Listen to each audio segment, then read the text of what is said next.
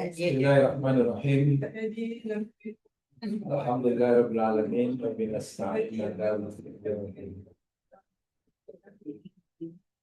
Salatu wassalamu ala asyrafil anbiya wal mursalin. Nabiyina Rasulina Muhammad wa ala alihi wa sahbihi ajma'in. Raditu billahi rabba islami dinan wa bi Muhammadin nabiyya wa rasul. Wa bisrahi sadri wa yassir amri wa hlul 'uqdatam min lisani yafqahu qawli. Amma ba'd.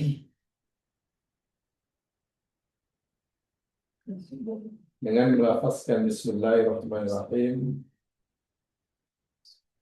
insyaallah bisa akan teruskan isi kajian kita tentang Sayyidul Istighfar. Dan lepas kita telah mempelajari mukadimah bagi uraian ini, hari ini saya mulakan kajian kita berkaitan Sayyidul Istighfar, seperti mana dia maklum bahwa istighfar yang bermaksud mohon pengampunan, kan? Setelah pengampunan maknanya ia termasuk doa. Istighfar itu termasuk doa. Dalam nama istighfar memohon ampun. Berkaitan dengan doa,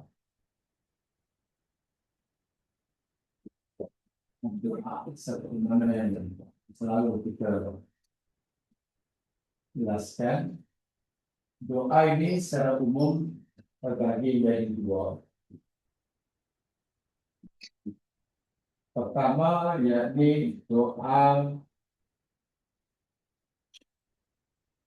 al-masalah atau doa zikir. Yang kedua, yakni doa ibadah. Yang pertama doa ibadah.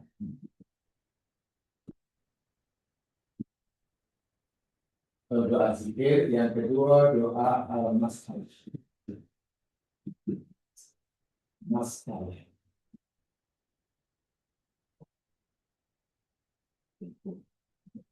Doa ibadah atau doa zikir, yakni doa yang berisikan puji-pujian,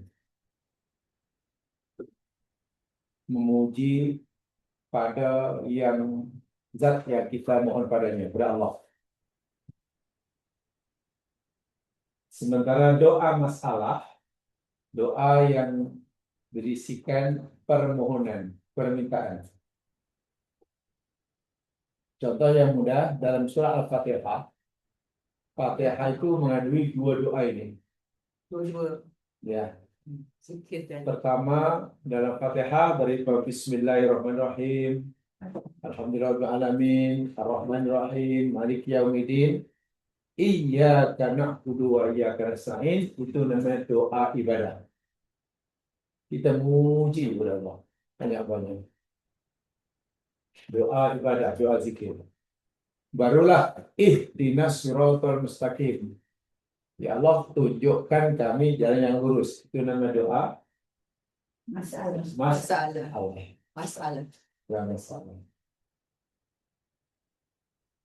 Nah, kalau orang katalah membaca doa ibadah, kita sebenarnya tidak perlu membaca amin. Kita ikutlah zikir sama. Ini kadang-kadang orang baca doa zikir, makmum amin, amin. Imam baru baca bismillah, amin. Alhamdulillah, amin. Dia zikir, kita zikir. Ibarat azan, orang baca zikir, Allahu Akbar, kita Allahu Akbar, Allahu Akbar.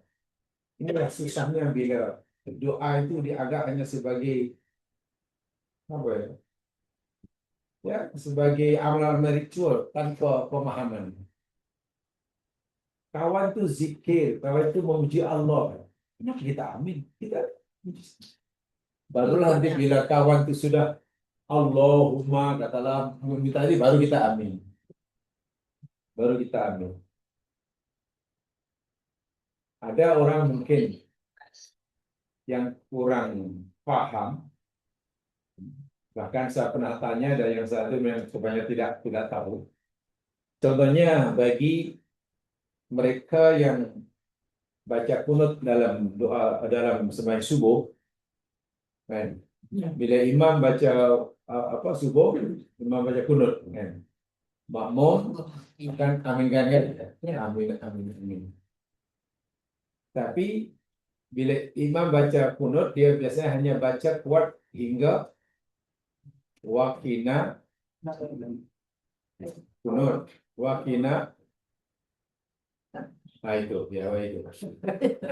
Kan Allahumma hadina fiman hadid, wa afina fiman afid, wa lana fiman tawalid, wa barik lana fiman aqid, wa qina syarra qadait. Itu namanya doa. Ya Allah, Allahumma hadini, ya Allah berilah kami hidayah sebenarnya Engkau telah beri kepada orang lain. Ya Allah, berilah kami doa Mas. Karena imam baca masalah kita kata amin, amin, oh amin. Kemudian biasanya imam sambung doa itu tak kuat, kan? Kemudian kata orang yang doa lain makmum pun baca. Tapi kalau kita tanya pada orang, kenapa imam tak baca kuat sebenarnya? Kenapa yang sebagainya? Dia baca sekali. Ya mungkin, yalah orang kata macam tu dia. Atau jika imam kata baca kuat semuanya pun boleh, tak ada masalah. Tapi baliknya bila imam baca kuat juga inna qatabdi wa rudani amin makmum. Wa inna uladun amin. Wahab berbeda wa inna qatabdi. Ya Allah sehingga engkaulah yang memberi keputusan tadi kan. Tak ada apa yang kau putuskan. Wala yudha alaik dan tidak ada siapa yang memberi keputusan antara engkau. Itu doa. Engkau ya Allah yang maha menentukan, memutuskan ibadah. Dia boleh. Kita baca sama kan. Amin. Amin. Bila doa Tabarakta Rabbana wa ta'ala. Amin. Disinilah kesilapan saya dalam berdoa. Sehingga doa hanya dianggap sebagai suatu amal ritual yang tak difahami sehingga pengamalannya lari. Orang zikir, kita zikir. Orang minta, sila aminkan. Tapi kadang-kadang itu ada pernah saya dengar dalam ulama hadis di tempat kami. Ada yang zaman ini ada yang bijak juga, dia ingin tahu, bang, kenapa waktu subuh kadang imam baca kunut bagian pertama kuat, bagian kedua perlahan. Jadi kenapa? Yang lain pula baca, yang Pak Imam itu baca kuat semuanya di awal hingga akhir. Yang betul mana? Lalu kenapa? Jawab Imam itu, jawab Abu Sa'id ditanya itu, ya memang begitulah ajaran dulu-dulu. Jadi ajaran dulu.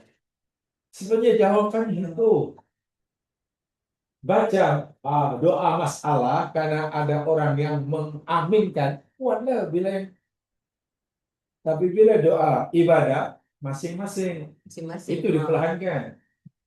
Walaupun tidak salah bila dikuatkan.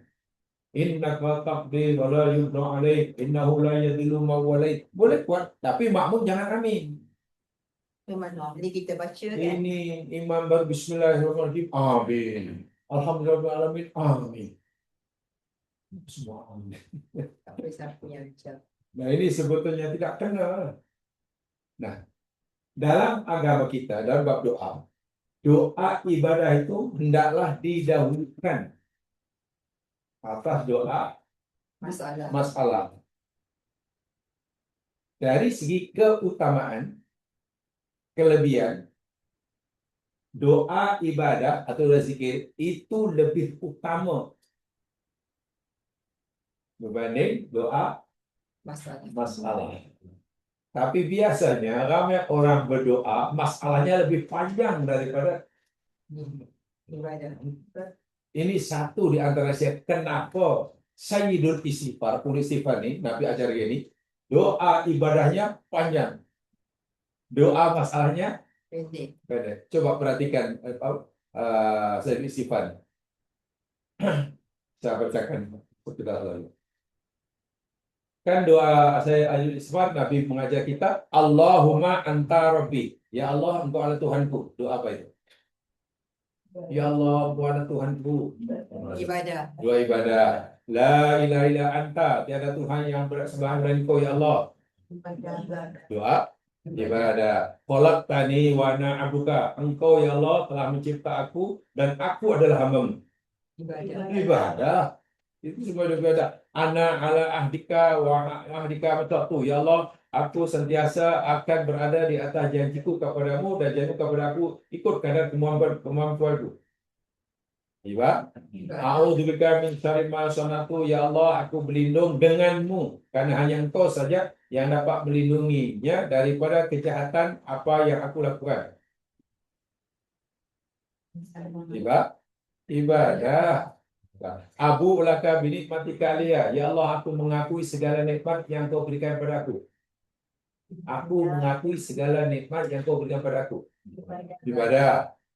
Wa abu laka bidzambi. Ya Allah, dan aku mengakui segala dosa yang aku lakukan. Ibadah. Setelah berderet doa ibadah baru faghfirli. Ya Allah, ampunilah dosaku. Doa masalah. Satu ya. Lepas itu, wa innahu la yaghfiru dzunuba illa anta. Karena sebenarnya Allah ada siapa yang boleh mengampunkan dosa kecuali Engkau. Doa Masalah. ini rahasianya. Kenapa istighfar begitu powerful? Istighfar ini begitu powerful sekali. Karena itu tadi doa sepanjang itu kebaikan jadi doa ibadah. Permintaannya satu saja. Faghfirli. Katakan ya Allah, doa ibadah pendek, doa masalahnya sebenarnya 50. Permintaannya ada sebenarnya 50 permintaan. Sementara ibadahnya hanya Alhamdulillahirrahmanirrahim. Ya Allah ya Tuhanku, berikan kami nomor 1 ini, 2 ini, 3 ini. 1 hingga 10 ini ajar ya Allah. Yang 11 hingga 20 itu lambat sedikit pun tak apa. 21 hingga 20 ada pun tak apa, tak ada pun tak apa. Atau Allahumma ya Allah. Macam biasa je lah. Alhamdulillahirrahmanirrahim. Ingat ya, doa ini mukhul ibadah. Doa itu adalah ibadah. Ibadah itu sendiri adalah doa. Salat pun ibadah. Jadi tidak boleh kita mengamalkannya hanya ya biasa begitu seperti itu. Jadi hanya bersifat rutin semata-mata. Tidak, itu satu ya. Jadi kita pelajari doa yang paling hebat ini karena isinya kebanyakannya yakni doa ibadah. Jadi puji Allah panjang-panjang. Puji ya Allah, Engkau Maha Pengampun, ya Allah, Engkau Maha Pemurah, ya Allah, Engkau Maha, Engkau lah yang memberi pada hamba-Mu ini, ya Allah. Tapi hamba-Mu kurang syukurnya kepadamu. Ya Allah, Engkau sering menimpakan ujian teguran padamu, hamba-Mu ini, ya Allah. Tapi hamba-Mu belum mampu sabar tanya. Puji banyak-banyak. Baru ujungnya minta ampun. Itu paling bagus doa seperti itu. Doa seperti itu. Nih.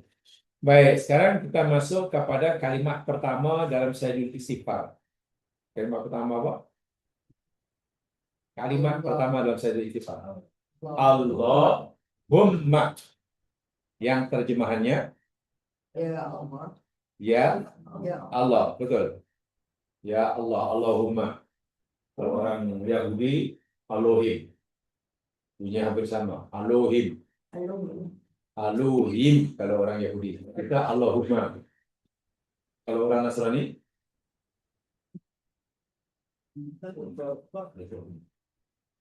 itu orang putih, orang Nasrani. Saya pernah diberitahu oleh guru saya dahulu. Itu satu di antara kesombongan orang Barat. Hatta agama pun dibaratkan. Kita jangan pikir orang Barat itu dikristenkan, kan? Tapi Kristen dibaratkan. Kenapa? Karena agama Kristen, bahasa Kristen sudah dibaratkan, sehingga tidak ada bahasa Kristen yang asli. Nama murid Nabi Isa itu namanya Petrus. Orang Barat panggil Peter.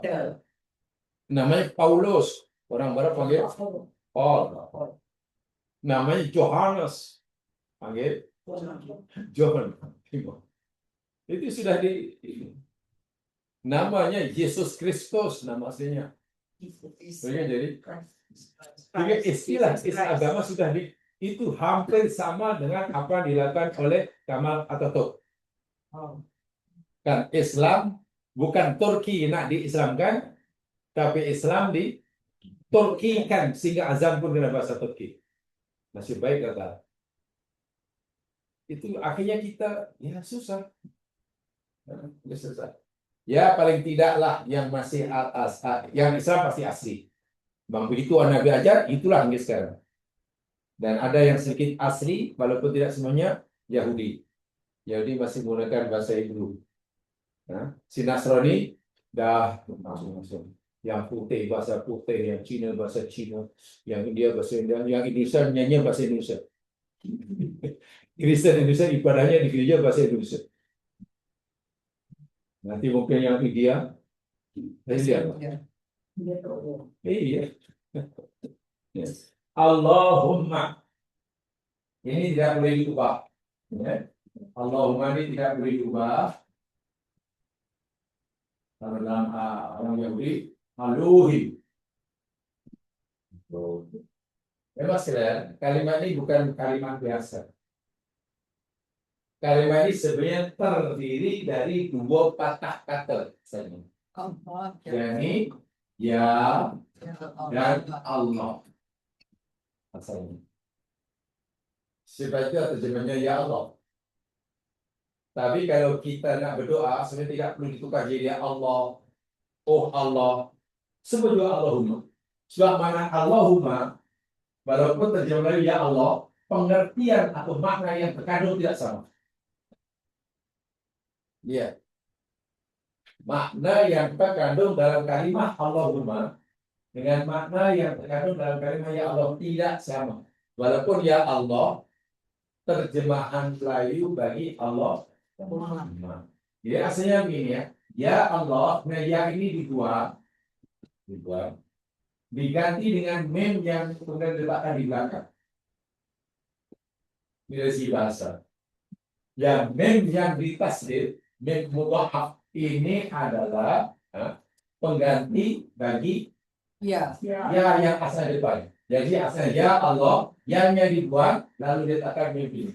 Jadi Allahumma. Itu dari segi kalimat. Dan ini huruf ya namanya yang tidak kan, yang tidak namanya untuk menyeru, memanggil. Hanya boleh ditukar jadi mem dan diletakkan di belakang nada hanya bagi Allah saja. Selain Allah tak boleh. Katalah ya Muhammad katalah. Kalau ikut kaidah ini ya Muhammad seperti itu. Jadi kalau dia ikut kaidah ini. Jadi dia dibuat, ditukar dengan mem letak belakang.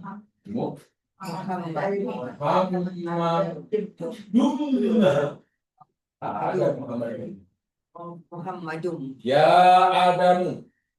Adamu maka. Ini hanya khas bagi Allah saja yang boleh ditukar. Ini keistimewaannya. Keistimewaan. Kenapa hanya untuk Allah saja yang boleh ditukar? Ya, jadi mem dan tetap dengan Allahumma. Ada memberikan beberapa makna. Paling tidak ada dua. Yang sekalian, pertama kalimat ya, tapi apa ya maksudnya?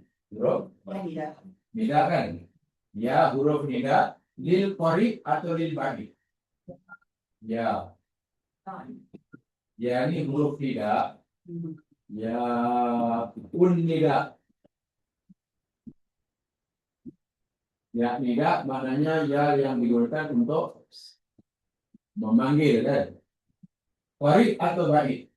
Ya. Ini lebih. Iya. Untuk panggilan yang Jauh. Jauh. Jadi kalau kita panggil, dari yang kita panggil itu jauh dari kita. Kita panggil, ya. Katalah orang panggil, ya Muhammad. Maknanya antara yang memanggil dan Muhammad pasti berjarak. Pasti. Itu maksudnya. Tapi kalau katalah kita memanggil Muhammad dan Muhammad depan kita, kita boleh, ya Muhammad. Tidak betul itu dari segi bahasa. Kita hanya Muhammad. Paham ya? Itu baik. Nah, untuk menghilangkan kesan, bahwa Allah yang kita seru itu jauh, kan Allah sendiri menjatakan beritahu kita dia dekat atau jauh dengan kami. Dekat. Ini sangat qarib. Quran kata ini qarib. Allah sendiri kata aku sangat dekat. Nah, untuk menghilangkan kesan bahwa Allah jauh, jangan panggil ya Allah. Karena kalau ya Allah, ya akan memberi kesan bahwa Allah jauh. Allah dengan yang orang yang manggil dengan Allah itu sangat. Jauh. Jadi Allah tak mau begitu. Aku dekat. Jangan kau panggil ya.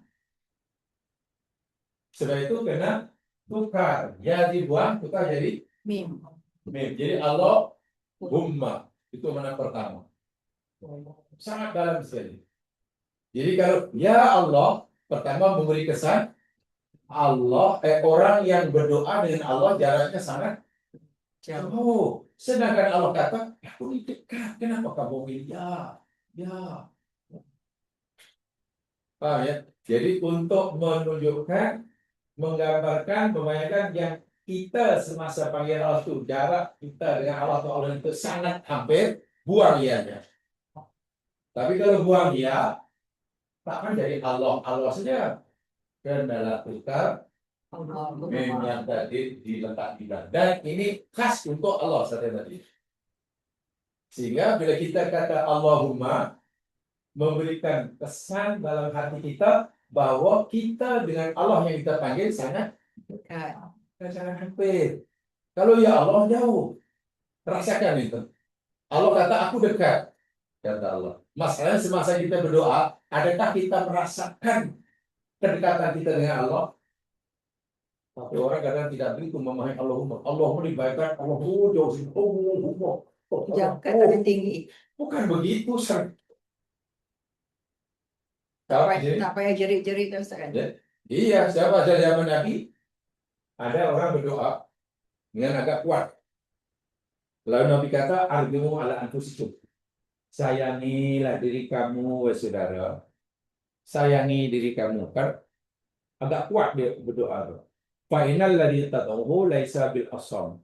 Karena zat yang kamu doa padanya itu bukannya peka. Dia tak peka, jadi tak perlulah menjerit-jerit. Apalagi jauh. Orang yang berdoa dengan kuat-kuat dan sampai itu seakan dia memahami Allah itu jauh.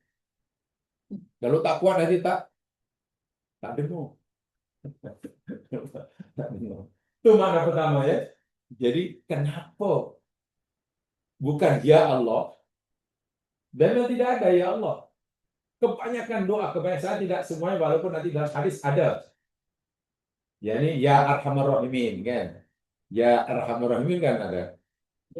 Tapi dalam doa ya Allah tidak ada. Ya ada Allahumma atau ya Rabb, ya Rabbi.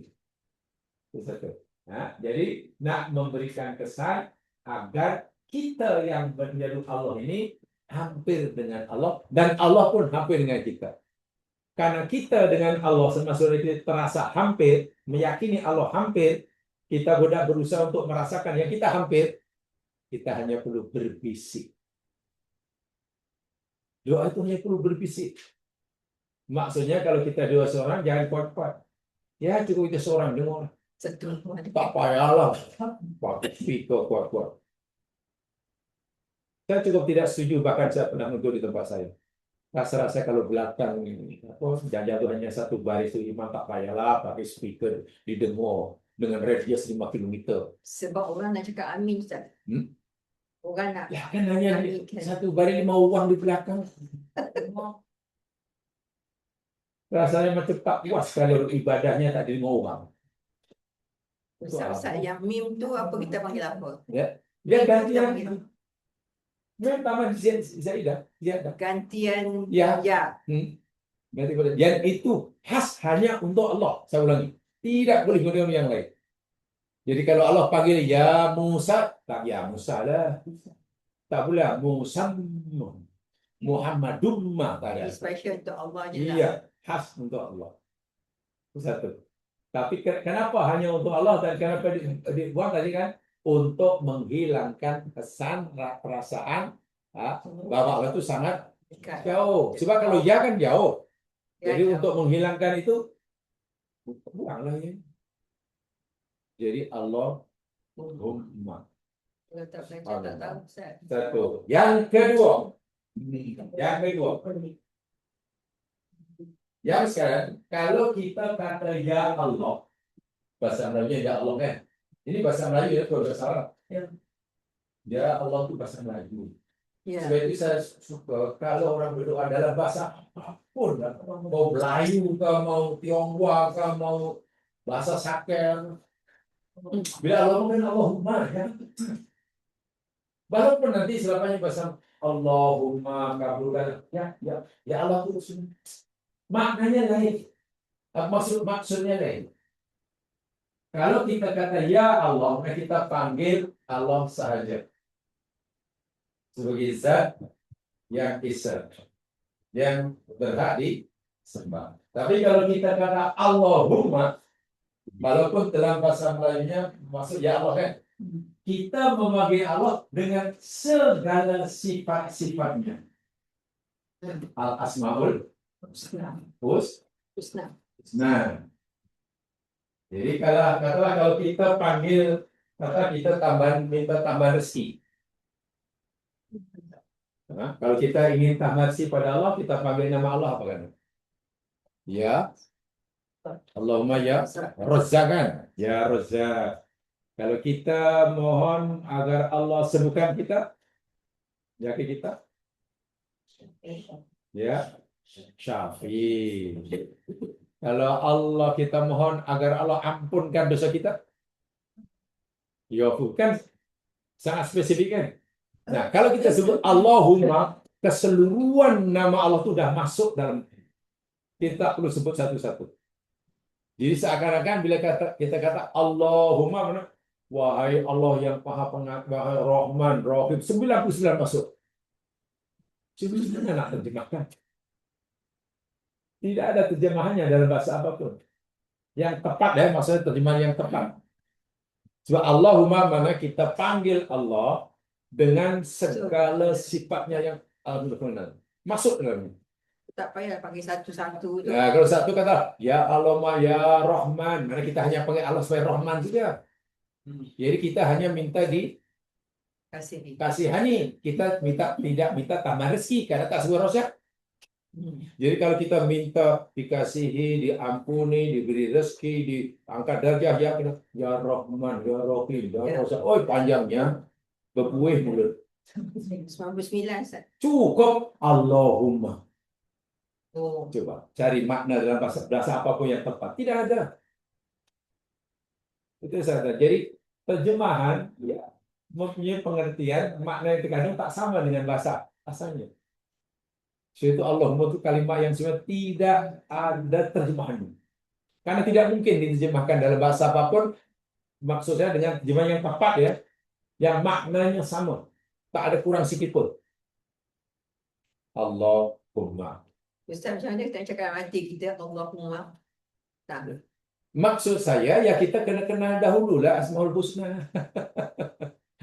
Itu saya kata bila sebut Allahumma itu kita mesti tahu dahulu tentang Al-Asmaul Husna. Nama-nama Allah yang baik, yang mulia itu kena kenal lah. Daripada Ar-Rahman ila As-Sabur, Asyakur itu kena semuanya. Bila kita sudah paham itu, jadi kita kenal Allah dengan nama-namanya dan pemahaman kita sudah simpan dalam memori otak kita. Bila sebut Allahumma, terkeluar tuh. Semua. Ibaratnya memori sudah ada, kita tekan button aja, betul ibaratnya. Tapi kalau memori tentang pemahaman sudah tidak ada, ya apa yang keluar? Begitulah sebenarnya cara interaksi dengan Allah. Jadi tidak sesederhana yang biasa kita amalkan. Karena mau tak mau memang kena ada ilmu. Paham ya? Itu yang kedua. Kenapa Allah memilih. Yang ketiga,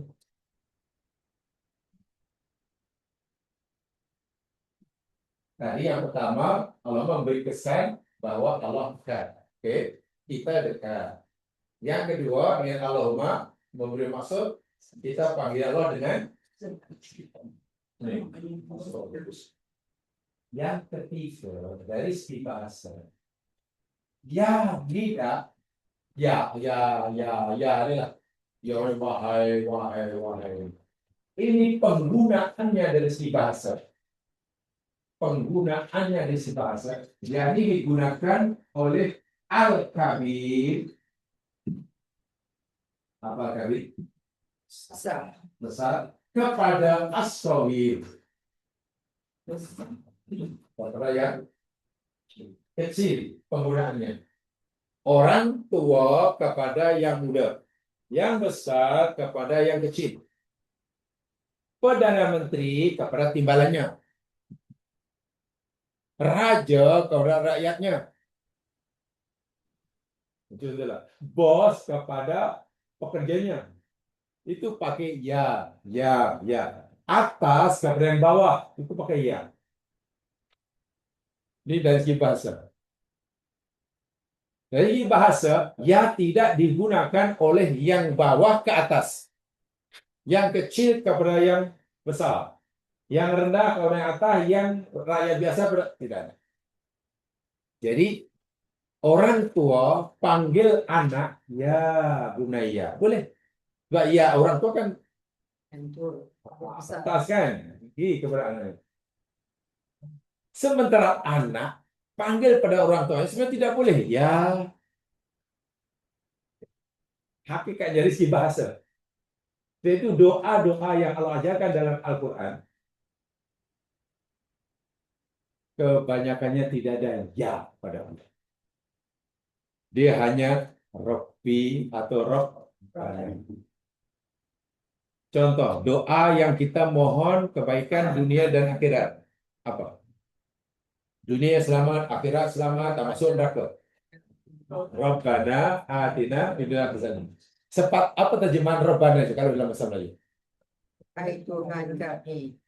Tuhan kami atau wahai Tuhan kami? Enggak, itu doa kan? Ya, terjemahannya wahai Tuhan kami atau Tuhan kami saja. Rabbana atina fid dunya hasanah. Wahai, itu aslinya ada ya. Aslinya ya Rabbana atina. Wahai Tuhan kami. Kenapa ya dibuang? Ya karena Rabbana itu datang daripada kita hamba kepada Allah. Yang rendah pada yang atas ini sebetulnya menurut kaidah bahasa tidak boleh digunakan ya. Ya hanya digunakan oleh yang atas pada yang kita mohon ampun bagi orang tua kita. Rabbik firli wali walidayya. Terjemahnya wahai Tuhanku. Kita panggil Allah tuh. Wahai Tuhanku. Kita hamba. Panggil Allah. Mana boleh ya? Ya itu hanya untuk tabir para solid. Sebab itu ya kita Allah buang. Walaupun sebetulnya asalnya ya Rabbi firli. Ya Rabbana. Tapi ya kebanyakan dibuang. Karena ya memang dari bahasa digunakan oleh yang besar pada yang kecil, yang atas pada yang bawah. Adapun Allah panggil hambanya, panggil Ibrahim macam mana? Panggil Nabi Ibrahim. Ya Ibrahim, dah pasti ada ya kan?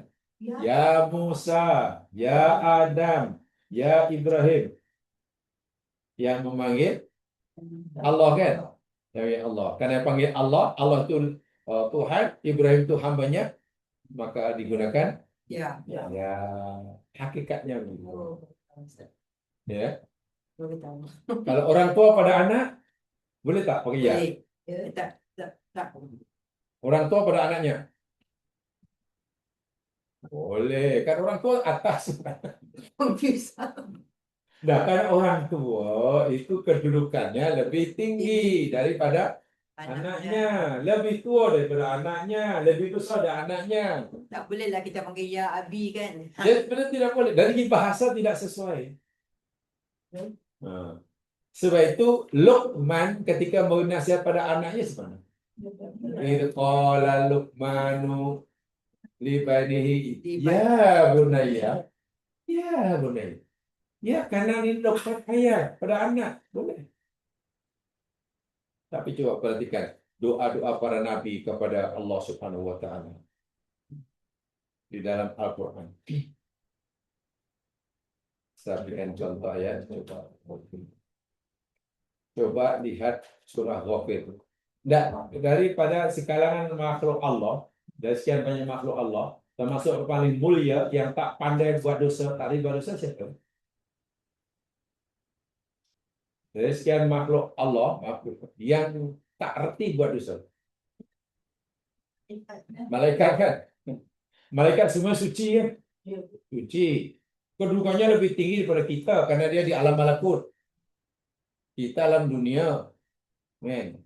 Sungguh pun malaikat ini makhluk yang suci, yang tinggi. Ketika berdoa kepada Allah, dia tak panggil ya. Apa sebab? Ya, karena malaikat hamba pada Allah.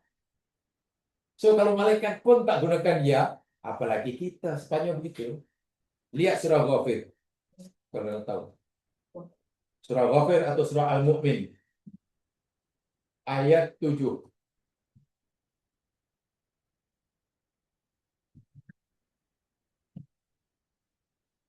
Ghafir ayat 7.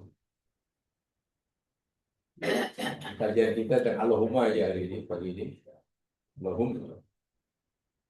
Ini yang ketiga nih, poin yang ketiga. Jadi ada tiga yang disebutkan tiga perkara ya. Dalam Ghafir ayat 7 ini doa malaikat. Rangkaian doa malaikat. Di situ malaikat kata Rabbana wasi'ta kulla syai'in wa rahmah wa ilma syai'in rahmah wa ilma. Apa artinya? Rabbana, wahai Tuhan kami. Terjemahnya ada wahai, sebab memang ada ya. Ini asalnya ada ya, satu lagi. Tapi ya dibuang. Karena apa? Karena yang berdoa lebih rendah kepada Allah. Kan yang berdoa malaikat. Bagaimana mungkin malaikat panggil Allah ya? Wih, itu bos panggil staff. Tengok, ini malaikat nih. Wah, baik terjemahnya.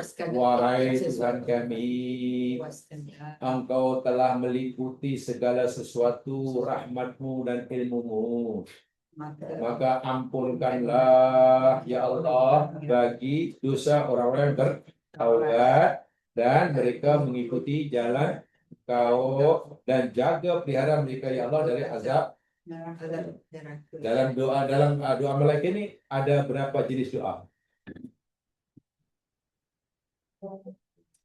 Doa ada dua. Dalam doa ini ada berapa jenis doa? Satu. Ada dua. Pertama doa ibadah. Mana doa ibadahnya? Rabbana wasi'ta kulla syai'in rahmatanya. Itu doa ibadah. Malaikat puji Allah. Barulah malaikat mengucapkan doa Allah. Faghfir. Masya Allah. Inilah contoh-contoh doa sebenarnya. Fiqhud doa. Kalau kita mau doa berdasarkan usul Al-Quran seperti itu. Di sini tidak ada ya atau ya-nya dibuang. Walaupun terjemahannya ada. Sebab Robbana dibaca Robbaba bukan Robbu. Itu karena jadi munada. Munada yang dipanggil, yang diseru. Itu terjemahnya wahai Tuhan kami. Doa oke. Manusia biasa selain Nabi, buat selain Nabi dan Rasul ya. Apa agak-agak gelaran yang tertinggi ya Allah berikan kepada manusia selain Nabi dan Rasul? Apa gelaran yang tertinggi predikat yang tertinggi yang Allah berikan pada manusia selain Nabi. Kalau gelaran Rasul, Nabi itu memang tinggi selain Nabi. Kepada kita gelaran yang tertinggi. Abdul Nabi pun Abdul Rasul Abdul.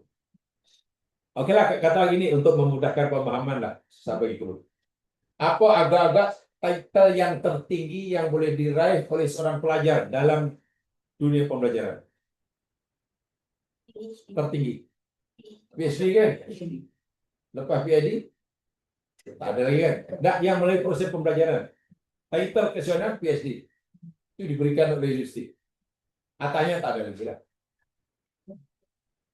Nah sekarang, apa gelaran yang Allah berikan pada hambanya yang paling tinggi selain Rasul dan gelaran Rasul dan Nabi lah. Menurut Quran. Hamba Nabi pun Nabi juga. Nah, hamba itu kepada Rasul pun hamba juga. Pada kita. Ulul albab. Ulul albab itu gelaran tertinggi, ibarat hak pembelajaran itu PhD dah. Gelaran predikat yang tertinggi yang Allah berikan pada manusia, hambanya selain Nabi Rasul, ulul albab. Apa makna ulul albab? Orang yang mempunyai lubun. Lubun maknanya hati. Mana orang yang benar-benar lubnya bersih. Tak ada kotoran sedikit pun. Lub itu lapisan hati yang paling dalam. Lapisan keempat. Ingatkan hati ini, untuk mudah kita memahami, ada 4 lapisan. Ya. Untuk memudahkan pemahaman lah. Bukan giginya kita tak tahu. Lapisan hati paling luar namanya sadrun. Lapisan bawah sikit. Bawah sikit. Bawah sadrun. Dalam sikit. Kolbun. Dalam bawah kolbun lebih dalam lagi. Fuadun. Paling dalam namanya lubun. Dan yang punya lubun ini paling tinggi sekali itu. Karena lubun itu inti boleh kita hati nurani situ letaknya iman yang song. Kalau semua orang ada kolbun, tapi kolbun kan masih boleh berbalik-balik kan. Nah, kolbun penyakit hati letaknya di mana? Dari 4 tadi. Kolbun fi qulubihim maradun. Allah tak kata fi albabihim maradun. Baik, apa doa ulul albab? Orang yang Allah beri gelaran peringkat tertinggi, paling mulia. Itu dalam surah Ali Imran kan dinyatakan kan ulul albab siapa ya? Siapa ulul albab dalam Al-Quran? Inna fi khalqis samawati wal ardi wa ikhtilafil laili wan nahar la ayatin liulil albab. Sesungguhnya pada silih penciptaan langit dan bumi dan pergantian siang dan malam itu tanda-tanda kebesaran Allah bagi ulul albab. Ulul albab yakni alladzina yadhkurunallaha qiyaman wa qu'udan wa ala junubihim. Orang-orang yang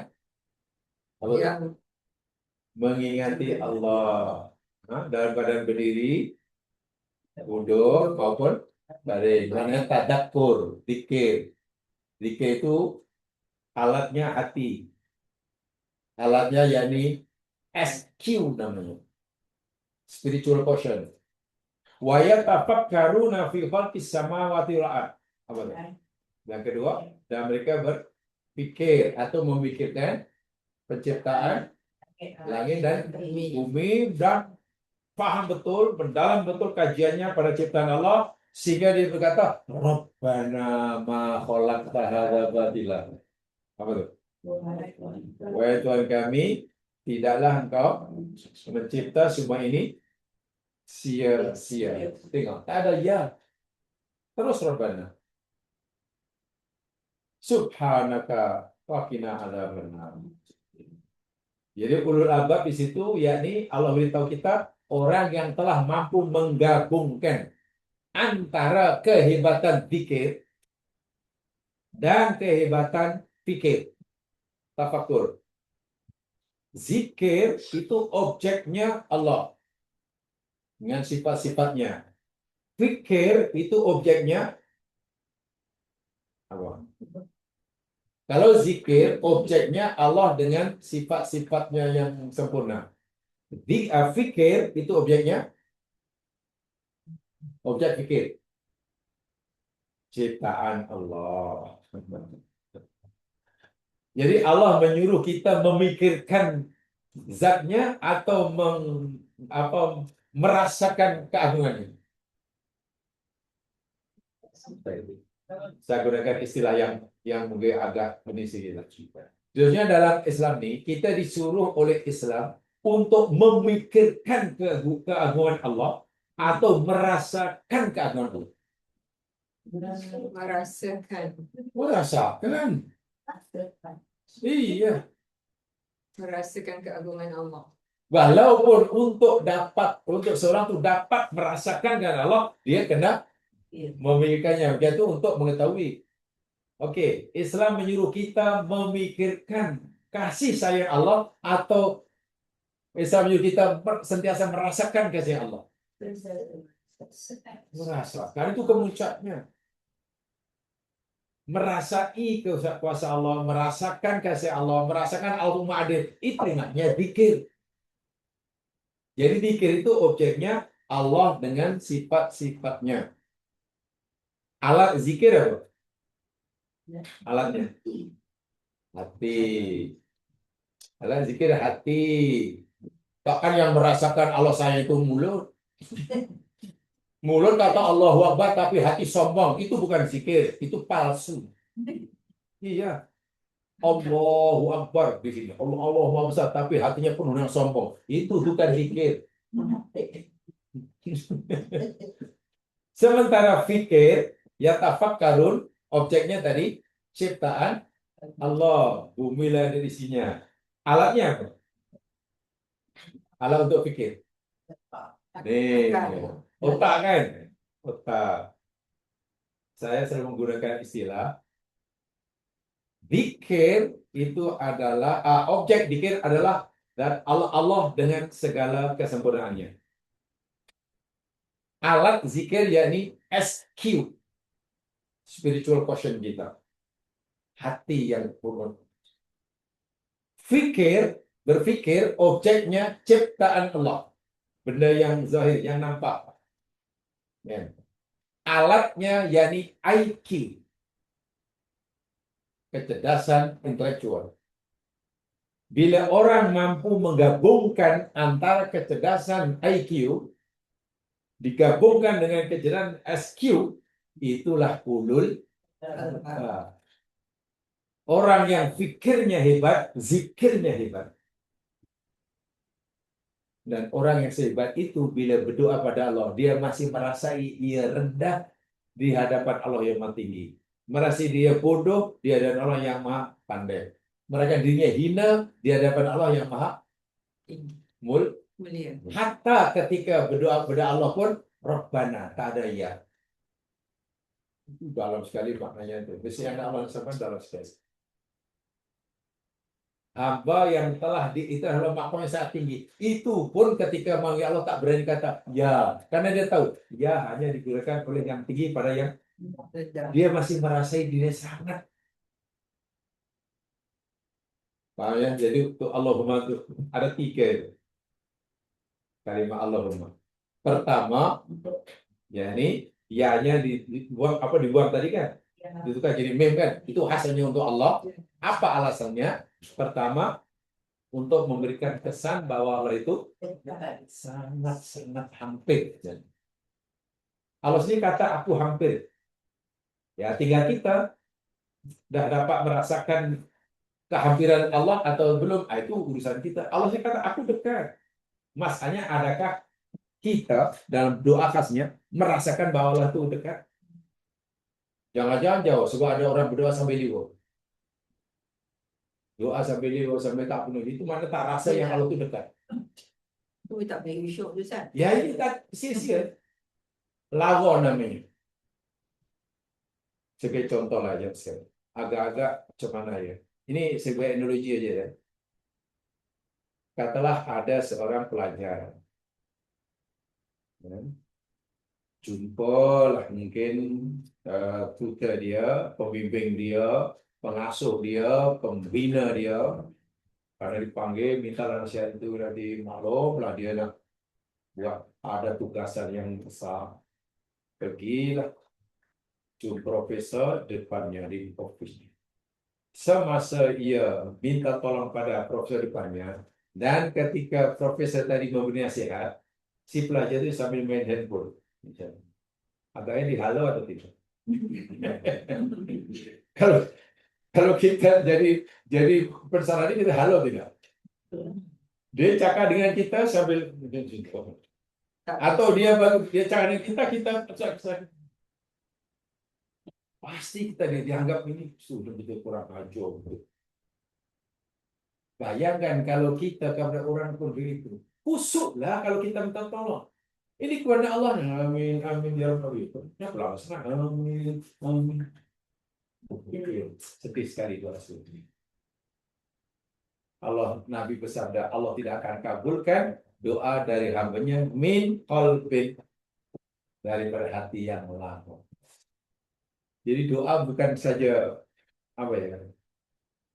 Asalkan manusia Ya, bukan. Bukan. Doa itu ibadah. Ibadah itu doa itu ibadah. Sebab itu tidak boleh dianggap biasa. Dianggap biasa. Yang keduanya tadi, kata bila sebut Allahumma, ya ini maknanya kita panggil Allah dengan semua sifat-sifatnya. Tak perlu sebut satu-satu. Dan yang ketiganya, kita tak gunakan ya, tapi Allahumma, karena ya itu dalam kaidah bahasa hanya digunakan oleh yang atas pada yang bawah, yang kuasa kepada yang dia kuasai, bos kepada tetap, besar pada yang kecil, orang tua pada anak. Kita hamba pada Allah ya, kurang sesuai lah panggil. Ya, itu dari segi bahasa. Walaupun setiap kaidah ini adalah apa namanya pengecualiannya. Pengecualiannya. Yang keduanya, yang sekalian, tadi Allahumma ya, sudah dipahami ya. Banyak sekali dalam Quran. Allahumma. Ada kadang-kadang Allahumma walaupun dengan Rabbana ini beza ke serupa? Allahumma dengan Rabbana itu serupa ke atau sama? Allahumma Rabbana sama atau serupa? tak sama. Tak sama. Bezanya?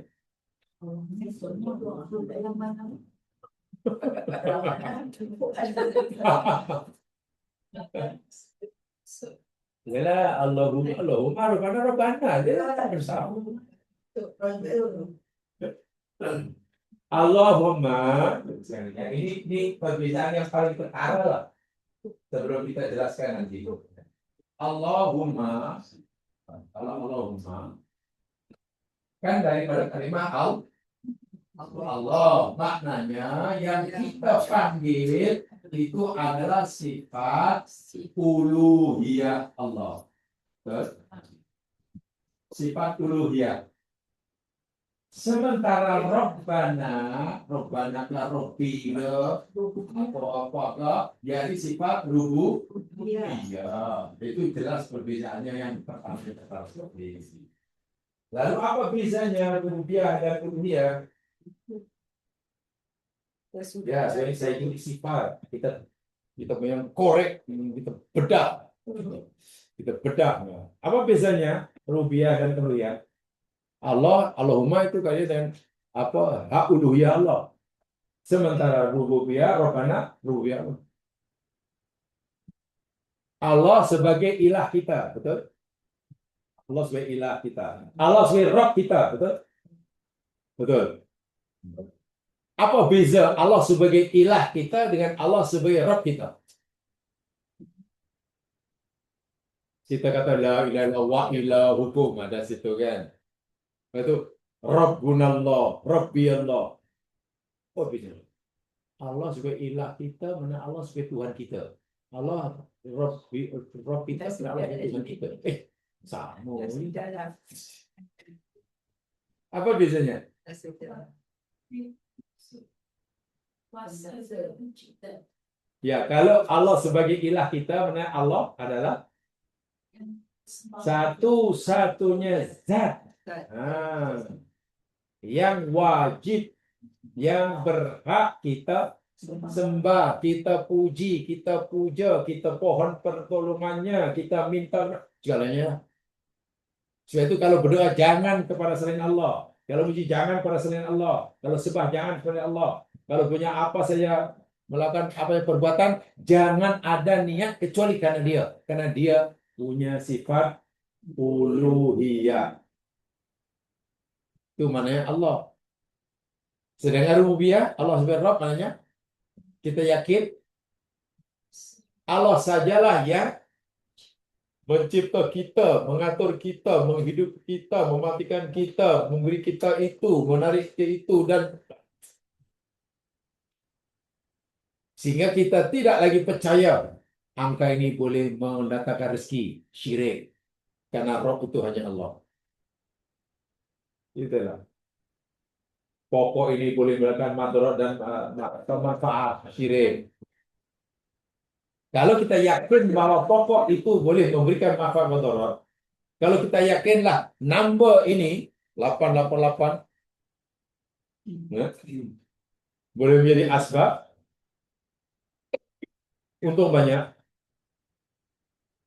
Kalau kita meyakini bahwa nomor rumah 13 itu menjadikan naas saja, maknanya kita tidak lagi mengakui Allah sebagai apa? Kita tidak lagi mengakui Allah sebagai apa? Ilah atau Rabb. Saya ulangi, kalau kita percaya bahwa hidup kita susah karena rumah kita, alamat rumah kita nomor 13. Pasal 13 inilah kita tak mau. Pasal 13 lah kita senang saja. Rugi aja, sakit aja. Kalaulah ada orang percaya begitu, maknanya orang ini tidak lagi mengakui Allah sebagai ilahnya atau sebagai Rabbnya. Hanya perlu 2 kali jawab, pasti betul. Dah kena faham betul. Orang itu tidak lagi manggil Allah sebagai Rabb. Bukankah yang memberi kesenangan, kesusahan, musibah itu Rabb, bukan ilah. Ilah itu zat yang berhak menerima dari kita. Paham ya? Ilah, uluhiyah itu zat yang punya hak memberi kepada kita. Apa yang buat kita berikan? Seperti mana? Penyembahan, pengabdian, puja-pujaan, puji-pujian. Sementara Rabb yakni zat yang berhak memberikan sesuatu untuk kita. Memberi makan, memberi minum, memberi sehat, memberi penyakit, menyenangkan, mematikan, menghidupkan. Jadi itu kalau orang mempercayai, meyakini, apa namanya, hidupnya susah, karena rumahnya berada di simpang 3, di junction. Dah lah rumahnya di junction, nomornya pula 13. Memang. Tarikh lahir pula 13 Mei. Udah. Awak ni betul-betul lah memang tak tahulah macam mana nasib awak tu. Dah lah awak lahir 13 Mei. Duduk rumah pula nomor 13. Di junction pula. Tai lalat di situ pula. Lalu yakin patutlah awak ni asli sengsara, susah-susah. Kalau yang kata itu orang kafir, ya kita tak kisah yang kafir. Jadi kalau orang mukmin yang mengakui la ilaha illallah, yang mengaku alhamdulillah rabbil alamin, punya keyakinan itu mana yang perlu dipertanyakan kembali. Ia sudah tidak lagi meyakini dengan keyakinan sempurna bahwa Allah itu Rabb-nya. Yang memberikan rezeki, memudahkan, menyenangkan, manfaat, maka itu Rabb. Kenapa dialihkan kepada tai lalat dimasalahkan? Hari lahir pula tuh. Kan masih ada orang kerja tentang apa? Tai lahir ya. Apa namanya itu? Horoskop ya. Horoskop itu. Oh, tai lahir begini, begini, begini, begini. Pengaruh itu. Apa namanya syirik itu? Orang Muslim tak boleh percaya itu. Horoskop yang dikaitkan dengan apa tuh biasanya? Bintang. Nah, ilmu nujum. Orang itu panggil ilmu nujum. Ya, orang sekarang mungkin menggunakan istilah yang konon ilmiah supaya orang percaya. Dipanggil dari astrologi. Istilahnya ilmiah supaya orang percaya itu pandai. Wah, bodoh. Astrologi itu ilmu paling bodoh. Sebab bahasanya ilmu nujum. Kepercayaan orang jahiliyah. Tapi karena sudah dibagi nama astrologi, lalu konon dibuat kajian yang saintifik, seakan-akan hebat. Ramai orang tergiur. Quran banyak menegur orang yang seperti itu. Ya. Itu bijinya. Jadi kalau Allahumma, mana kita memanggil Allah kita sebagai sifat uluhiyahnya. Iya. Kita mengakui 100% hanya dia saya bersembah. La ilaha illallah. Sementara kalau kita kata Rabbana, kita mengakui bahwa Allah itu satu zat yang berhak, berkuasa mengatur kita, mentadbir kita, memberi, menarik, segala-galanya lah. Kita bergerak, dia menggerakkannya. Kita sakit, dia menyakitnya. Kita sembuh, begitulah semua. Sehingga dengan kalimat Al-Rabbana, kita benar-benar memahami makna sebenar la haula wala quwata. Orang paham benar la haula wala quwata billah, mana Rabbananya pasti mantap. Bahwasanya kita tiada daya, tiada upaya sedikit pun illa billah, kecuali ya karena semua daya itu pemberian Allah melalui sifatnya rububiyah. Bagaimana kita tidak punya apa-apa. Orang yang tak punya apa-apa, mana orang paham betul makna inna lillah wa inna ilaihi raji'un. Itulah sudah Islam. Tapi kita selalu sebut inna lillah, masih merasa punya apa-apa. Masih menjual Allah, tapi merasa hebat. Apa makna ucapan itu? Ini hanya ucapan, hanya ucapan. Jadi ucapannya berbeza dengan yang diyakini, berbeza dengan tindakan. Apa namanya? Yang diucapkan berbeza dengan yang diyakini dan berbeza dengan perbuatannya. Itu namanya apa? Entah makhluk apa namanya. Dulu dalam kuliah subuh masa di pondok dikata, kalau kamu berpikir itu, yang kamu ucapkan la haula wala quwata illa billah katakanlah, atau innalillahi wa inna ilaihi raji'un umpamanya. Tapi hati kamu kan sedang kamu ucapkan tak ada daya, tak ada kekuatan. Segala-galanya milik Allah. Tapi hati kamu masih ada rasa sombong, ada rasa bungkam. Kemudian perbuatan kamu, jalan pun ngingkang. Kata pemberi kultum dahulu, saya masih ingat, contohnya sangat besar. Itu ibaratnya, apa namanya kita tak tahu. Berarti bagi contoh, kalau kamu jalan lah nanti di jalan, kemudian kamu nampak ada binatang melintas. Kepalanya ayam. Kepala dia ayam. Kemudian badannya kambing. Kakinya itik. Ekornya apa-apalah gajah. Kamu panggil apa itu? Nah macam itulah kalau kamu dari wujud kamu dalam pandangan Allah, macam itulah. Kalau apa yang kamu ucapkan berbeza dengan apa yang kamu dalam hati, berbeza dengan perbuatan. Nak kata ayam bukan, nak kata kambing bukan. Ini makhluk paling membingungkan. Dan itu bahaya sekali dalam beragama. Kata bertopeng kan. Ya? Pakai topeng atau apa namanya? Nama pun tak coba apa nama dia? Kepala ayam, badan kambing, kaki itik, ekor ular. Coba. telinga gajah, binatang apa jadi susah. Jadi nih, kalau kita sebut Allahumma kalau Rabbana, pertama mari kita sudah paham betul la haula wala quwwata illa billah. Bagaimana sebab kalau aku mampu bergerak pun dia yang menggerakkan. Kalau aku mau berjalan, dia menjalankan. Jika aku sedang hidup, dia yang menghidupkan karena dia roh. Roh. Bila sekarang aku boleh makan ada makanan, dia yang bagi. Masya Allah. Bila aku sehat, dia yang bagi aku sehat. Maknanya paham betul kita akan la haula wala quwata illa billah dan juga akan makna innalillah wa inna ilaihi raji'un. Itulah kita hakikatnya bila sebut Rabbana. Dalam sekali makna dia. Sementara kita Allahumma sudah karena Allah semua lillah lillah lillah itu Allahumma. Allahumma. Nah, dari dalam Al-Qur'an, ya sekarang ini kalau tidak di dalam Al-Qur'an ya sebelum dalam ayat ini. Sebab dalam ayat ini ada digabungkan. Mula-mula kan Allahumma anta rabbi, kan? Tengok, Allahumma anta rabbi. Mana pula? Allahumma anta rabbi. Nah, mula-mula mengakui Allah sebagai ilahnya.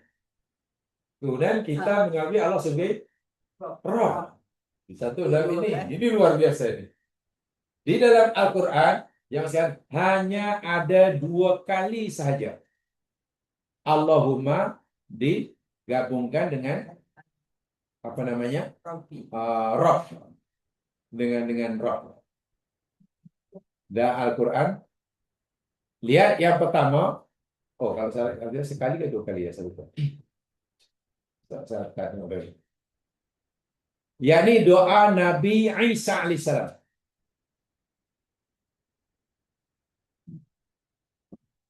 Doa Nabi Isa alaihissalam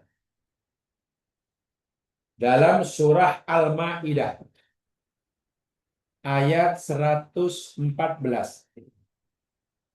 Oh, sekali teman-teman. Al-Maidah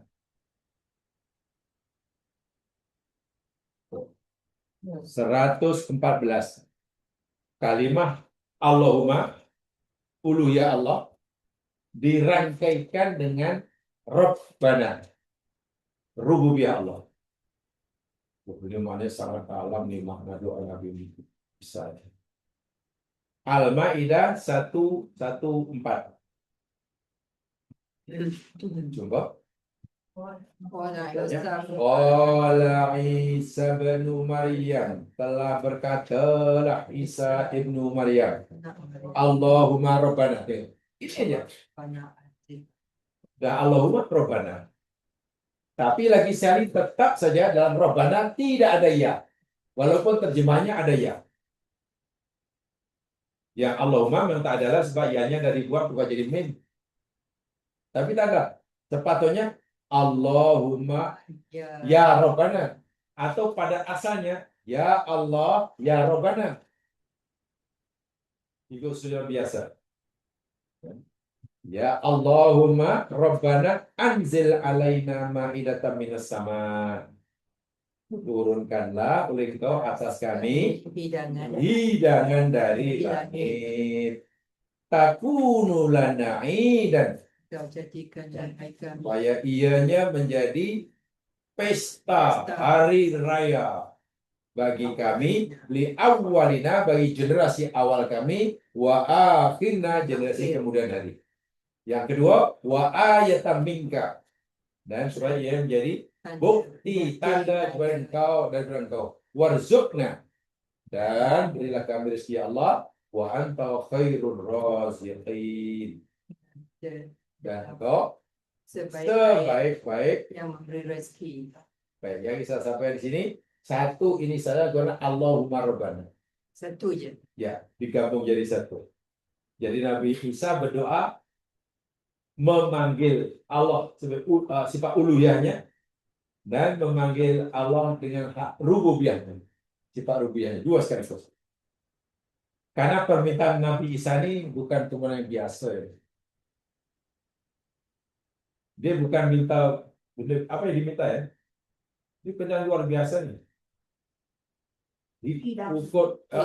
Hukum logik akal mustahil. Minta hidangan. Iya, minta hidangan turun dari langit. Hidangan surga Dari langit. kan minas sama. Iya, Iya. turun macam tu. Ya, turunnya yang digambarkan kedebuk macam tu. Mana daripada alam gaib, gitu lah.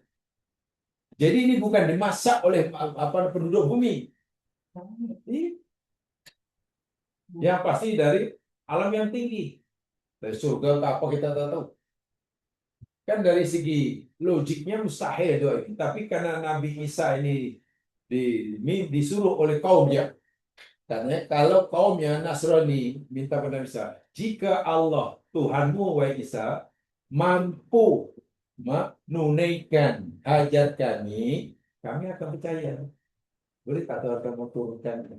Nabi Isa dah ingatkan, jangan minta yang bukan-bukan. Nanti kalau Allah kabulkan, kamu kufur, oh teruk nanti kamu.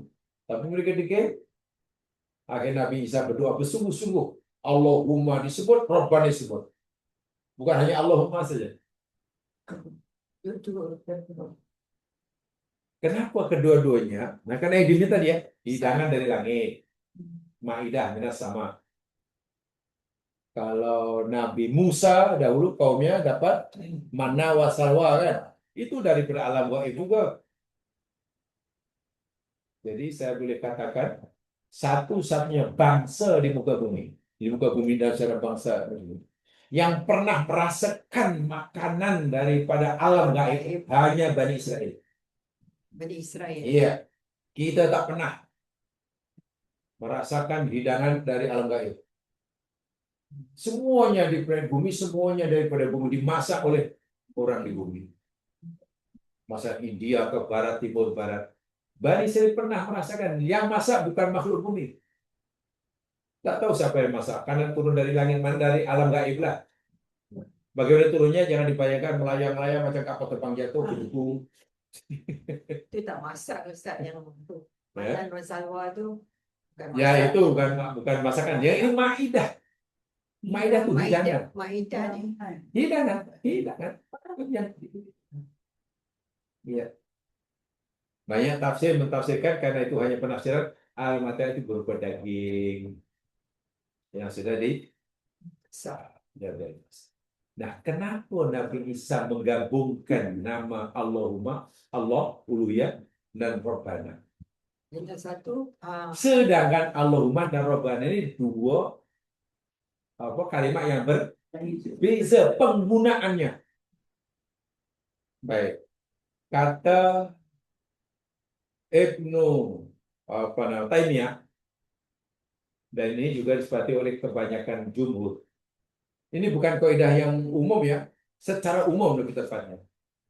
Secara umumnya Allahumma ini ya, bila kita berada di Allahumma ya, digunakan untuk puji-pujian. Maksudnya doa apa? Ibadah.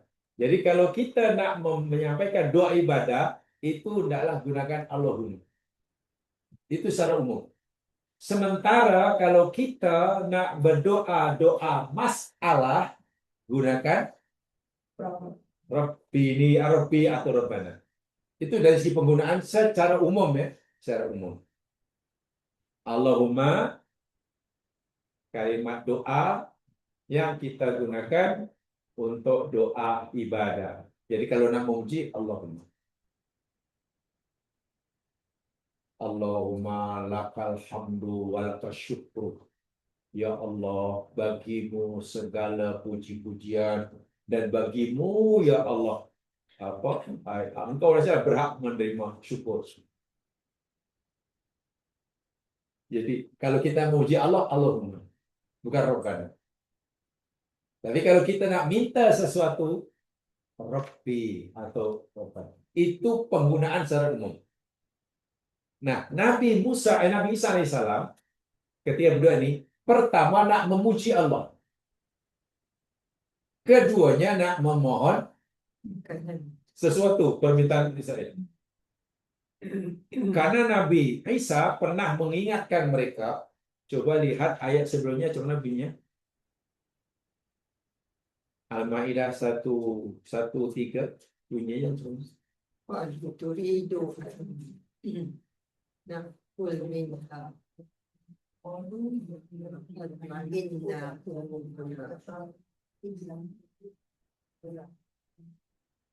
Al-Maidah ya, Al-Maidah 1:1-3. Di situ minta coba makan ya, makanan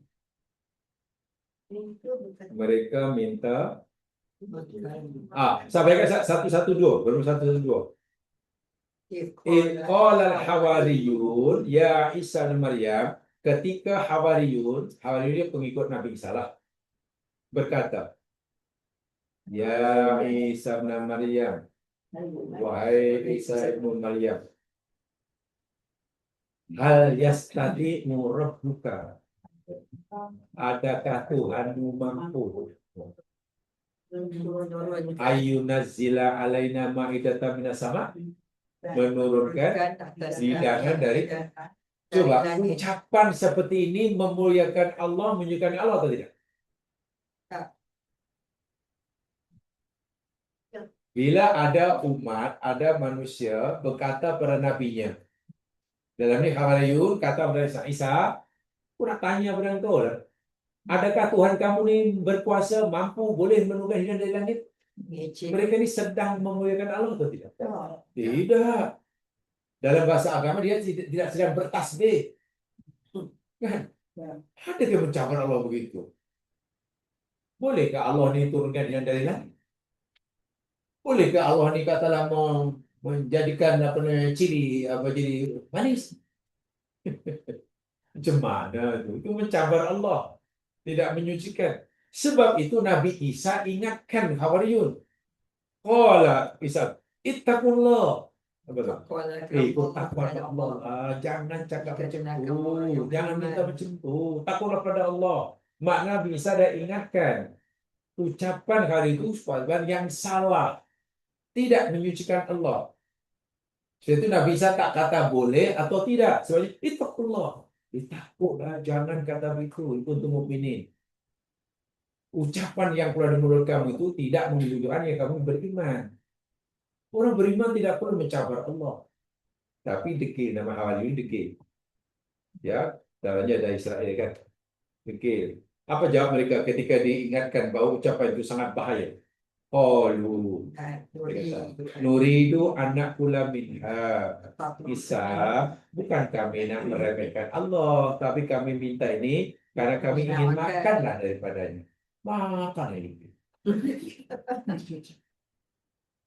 Wah, di bumi macam-macam makanan dia nak pelik-pelik yang diminta. Ya macam tok nenek moyang mereka pada zaman Nabi Musa lah. Musa lah, hari-hari masih tadi bawang merah, bawang putih, lah, kacang panjang, kacang dal lah. Ada ke makanan lain? Turun mana wasal? Itu kan dekil punya orang kan macam tu. Kan? Rupanya anak cucunya pun macam tu. Ya kami nak rasa lah. Ini asyik makan hari-hari macam itu aja. Kami nak makan. Yang keduanya, watat ma'inah qulubuna. Supaya hati-hati kami jadi tenang. Maknanya mereka fikir ini, selama ini kami belum melihat kuasa Allah dengan mata kepala. Dia nak lihat dengan mata kepala. Kalaulah betul-betul Allah tu kuasa, menurut kuasanya menurunkan kami, baru kami yakin. Hati jadi tenang. Kan pelik itu permintaan. Pembelian itu maknanya masih meragui akan kuasa Allah. Wa na'lama, tengok. Dan kami, supaya kami mengetahui angkot sodak tanah, bahwasanya engkau telah membenarkan kepada kami. Supaya kami tahu bahwa engkau ini telah menunjukkan kebenaranmu kepada kami. Si kami yakin. Tapi kalau permintaan kami kau tak tunaikan dan Tuhanmu tak mengabulkan, ya macam mana kami nak yakin? Kurang asal punya orang. Wa nakuna 'alaiha minasyahidin. Dan supaya kami jadi orang yang menyaksi. Saksi daripada mereka. Apa jawaban Nabi Isa? Terus Nabi Isa menghargai ini. Pertama Nabi saya ini sucikan Allah, Allahumma. Karena mensucikan Allah, karena kaumnya baru saja tidak menyucikan Allah. Betul ya? Jadi ini rahasia dia. Nabi Isa mulakan doa dengan Allahumma. Saya katakan Allahumma itu kalimat doa yang digunakan untuk apa tadi, doa ibadah, doa puji-pujian, doa menyucikan. Kenapa Nabi Isa memulakan doa dengan Allah? Karena kaumnya baru saja menghina Allah, tidak menyucikan Allah. Sehingga seakan-akan, ya Allah, Engkau Maha Suci ya Allah daripada tujuan dan anggapan kaumku ya Allah. Mereka telah punya pikiran yang tak baik tentangku ya Allah. Mereka telah sudah ya Allah. Allahumma Engkau Maha Suci ya Allah. Mereka jadi yang apa Nabi Isa nampaknya apa ya? Ambil berat lah tentang kesalahan umatnya. Umatnya salah tapi tak mampu bersalah dan belum pun minta ampun. Tapi Nabi Isa, Engkau Maha Suci ya Allah. Engkau tidak sebagaimana yang mereka sangkakan. Mereka meragui kuasa kamu ya Allah. Mereka mencabar kuasa Engkau ya Allah. Barulah kemudian Nabi Isa mengumumkan doa masalah. Dengan doa masalah menggunakan kalimat Rabbana anzil alaina. Ini rahasia dia. Rahasia dia. Kenapa Allahumma campur Rabbana? Secara umum kaidahnya tadi saya katakan Allahumma digunakan pakai untuk doa ibadah atau doa zikir. Rabbana kalimat doa digunakan untuk doa. Itu Rabbana atina fid dunya hasanah. Kan minta itu. Berikan kami dunia senang, akhirat senang. Bila minta Rabbana. Gitu. Rabbi firli wali walidayya. Kan Robbi kan, wahai Tuhanku. Ikfirli. Ampun, minta pengampunan Robbi. Walaupun dalam hadis yang ada, Allahumma ada, Allahumma firli. Contoh, kalau kita mendoakan orang yang dah meninggal, gimana? Mana meninggal? Doa orang hidup pada orang yang dah meninggal. Allahumma fir lahu kan, Allahumma atau Rabbi. Allahumma. Nah itu karena dalam hadis itu, bukan dalam Quran. Jadi kalau dalam hadis menggunakan Allahumma. Bermakna tak salah, begitulah. Hanya secara umum kalau dalam Al-Quran, itulah Allahumma digunakan untuk doa ibadah. Rabbana digunakan untuk doa. Kita kena puji Allah juga. Dalam Quran katalah, kalau kita minta keluarga yang bahagia, dzurriat yang baik, gimana doanya? Rabbana hab lana min azwajina wa dzurriyyatina qurrata a'yun. Rabbana bukan Allahumma. Kan hab lana, berikan pada kami ya Allah pasangan hidup kami ya Allah, dzurriat kami ya Allah yang qurratu a'yun. Waj'alna lil muttaqina imama. Mula mesti Rabbana. Dalam Quran semuanya begitu. Adapun dalam hadis ada, walaupun doa masalah gunakan Allah. Itu perbedaan penggunaannya. Ini di penggunaannya bukan dari si hukum ya. Ustaz boleh baca Allahumma Rabbana. Boleh. Kalau pertama kita sucikan Allah, karena mungkin kita sebelum berdoa sudah suudzon pada Allah. Contoh. Itu bagus, pertanyaan bagus. Katalah kita ditimpa musibah. Dan kita belum dapat menemukan apa penyebabnya. Cari, muhasabah kita macam tak menemukan. Nak merasa melakukan dosa, dia merasa berdosa.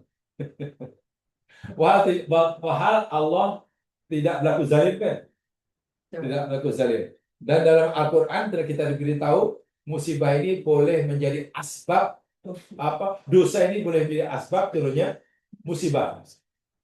Atau dibalik, setiap musibah pasti berpunca daripada dosa yang berlaku.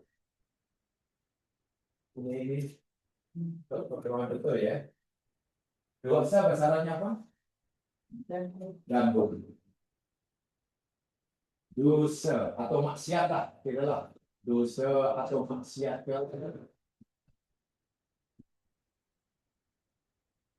Musibah di dunia namanya musibah ya.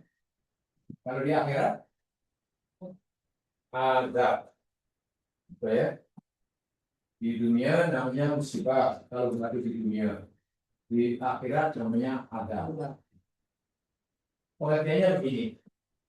Setiap musibah yang berlaku di dunia atau setiap azab yang Allah timpakan pasti berpunca daripada adanya Dan dosa atau maksiat. Pasti. Bila berlaku musibah menimpa kita atau azab di akhirat waliyadzubillah, itu pasti penyebabnya karena kita buat dosa atau maksiat. Itu sudah pasti. Tapi tidak sebaliknya. Tidak semua dosa atau maksiat yang diberikan oleh seseorang akan mengakibatkan adanya musibah. Kenapa begitu? Karena dalam Quran Allah beritahu ada musibah, ada dosa yang Allah ampunkan, ada dosa yang Allah beri balasan. Tidak ada musibah yang menimpa kamu, kata Allah, kecuali karena perbuatan kamu. Wa ya'fu an katsir, dan Allah memaafkan banyak. Maksudnya, katakanlah ada orang buat dosa 10, sepatutnya kalau dia buat dosa 10, mana musibahnya ada berapa? 10.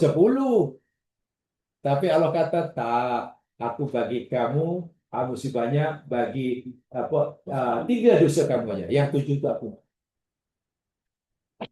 Itulah maksudnya. Jadi tidak semua dosa menyebabkan berlakunya musibah. Karena boleh jadi ada dosa yang Allah, tapi setiap musibah pasti berpunca daripada adanya dosa. Paham ya di situ? Cara memahaminya tak boleh salah. Kalau azab di akhirat sudah jelas. Kenapa di akhirat pasti dosa.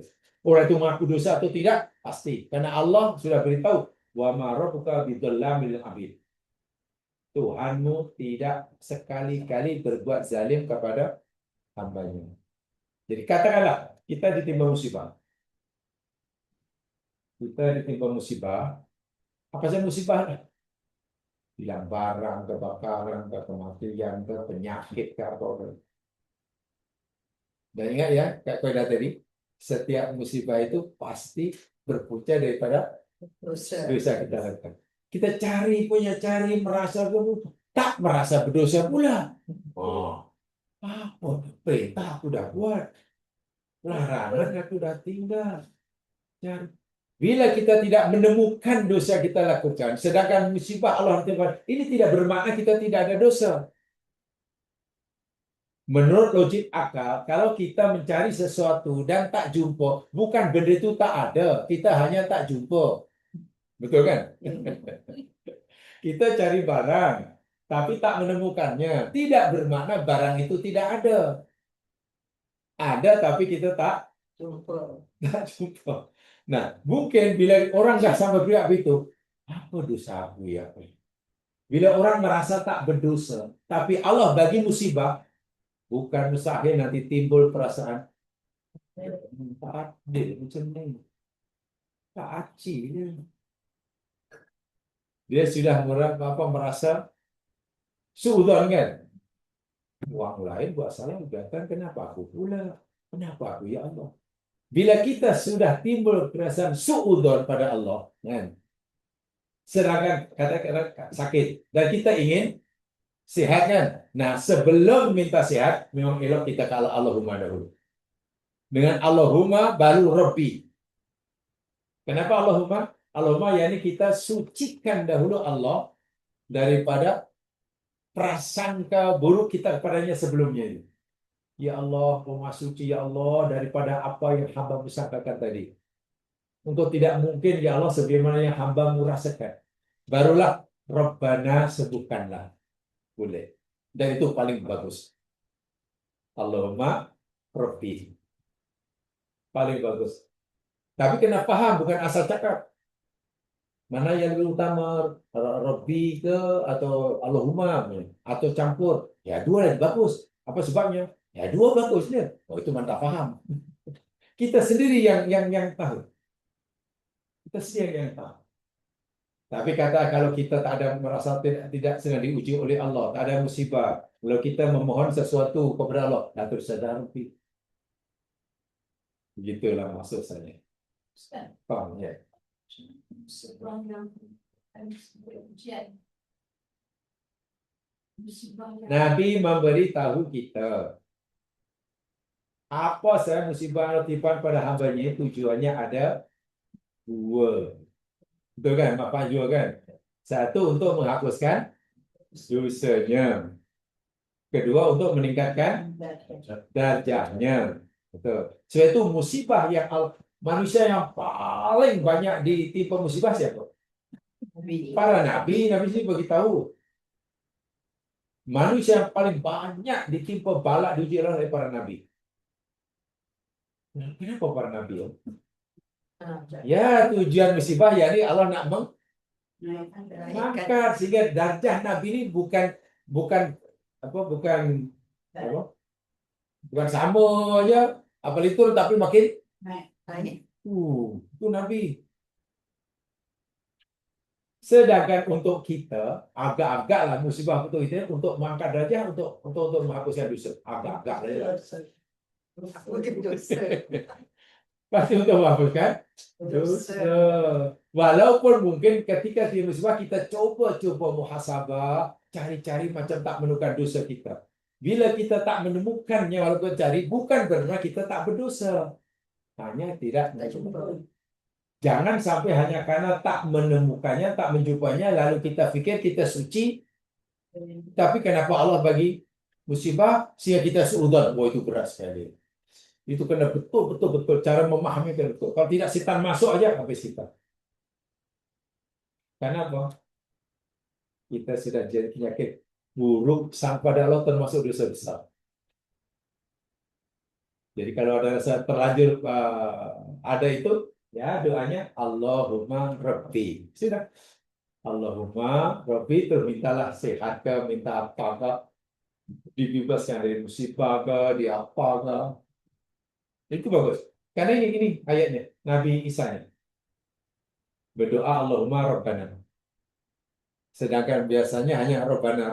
Karena ini Rabbana. Tidak Allahumma. Kenapa digabungkan? Kena baca ayat sebelumnya.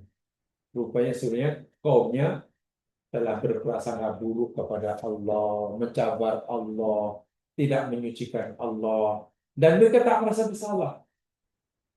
Tapi Nabi Isa ini seorang nabi, sangat ambil berat pada kaumnya. Jadi seakan-akan Nabi Isa sebelum minta sesuatu, ya Allah, Engkau Maha Suci ya Allah daripada apa yang difikirkan oleh kaumku. Mereka telah punya pahaman yang tak betul tentang Engkau, ya Allah, Engkau Maha Suci ya Allah. Allah. Barulah, wahai Rabb kami, turunkanlah.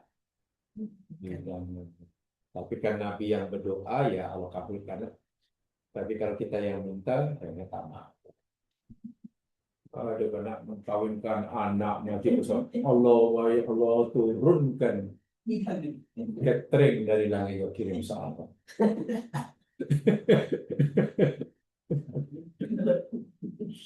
Ya, kita kata itu mukjizat Nabi, iya betul. Semua orang Islam kata itu mukjizat. Tapi kalau kita telah yakini itu mukjizat, jangan berhenti di situ. Kita kena tanya apa rahasianya Nabi Isa kata Allah. Nah, itu kan difahami. Sebab kalau kita, ya itu mukjizat sudah full stop, akhirnya kita tak sambung belajar. Seakan-akan pemahaman kita sudah sempurna. Wah, masya Allah. Dalam sekali itu ya, dalam sekali makna yang terkandung di dalam. Sebab doa susunan doanya kan agak pelik ya.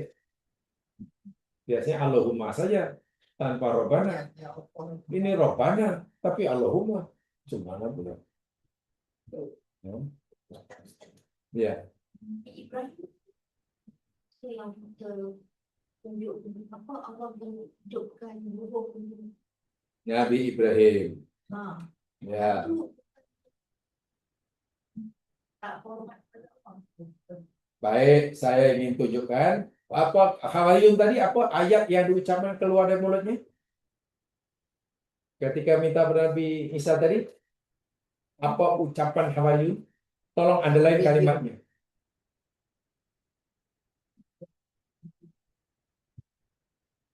Nah, yang keluar dari mulut Hawariyun. Ayat satu, dua tadi lah. Satu, dua tadi. Tak mereka Hal yastati'u. Betul. dia sedang tengok. Tolong, dia punya uslubnya di garis bawah. Underline. Uslubnya dia kata, hai Isa, adakah Tuhan engkau mampu berkuasa menurunkan? Coba pahami, ucapan segitu ucapan apa tuh? Meragui, mengejek, atau apa? Coba Atau mengapa namanya itu? Mencabar ya? Itu ucapan orang yakin atau ucapan orang apa tuh? orang tak yakin. Tak yakin kan? Nah, sekarang kalau kita nak bandingkan dengan Nabi Ibrahim pernah minta kepada Allah, kan? Agar tunjukkan apa? Kuasanya menghidupkan yang mati. Tengok apa ucapan Nabi Ibrahim. Lihat dalam Al-Quran. Di dalam surah Al-Baqarah ayat 260. Beza ucapan Ibrahim dengan Hawariyun, beza jauh sekali. Baqarah 260.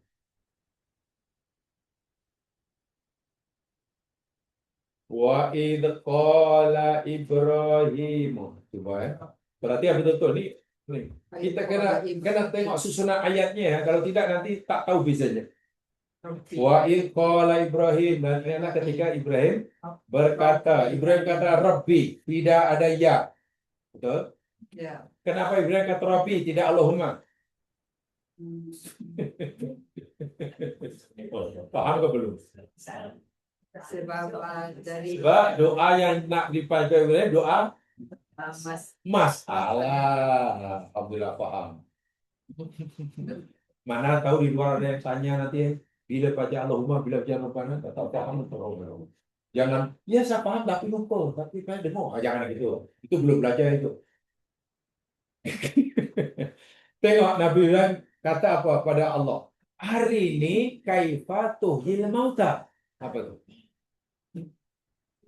Perlihatkan, tunjukkan kepada aku bagaimana engkau menghidupkan yang mati.